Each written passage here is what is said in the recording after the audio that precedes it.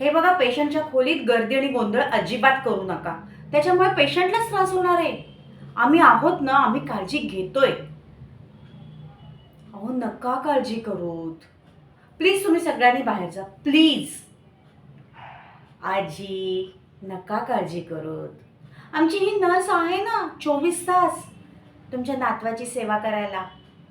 ती काळजी घेईल तुमची त्याची. प्लीज आत्ता बाहेर जाऊन बसता का, प्लीज. हो आजीना हात द्या, घेऊन जा.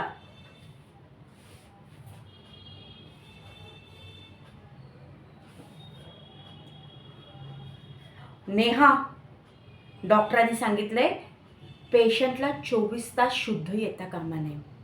समजलं ना? त्याच्यासाठी जी काय औषधं आणि इंजेक्शन लिहून दिलेली आहेत ती वेळच्या वेळी दे, नाहीतर आपला जॉब जाऊ शकतो. समजलंय ना?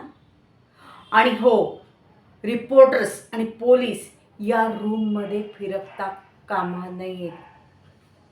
तुला केसचं गांभीर्य समजतंय ना? त्याप्रमाणे वाग आणि त्याप्रमाणेच हे कर.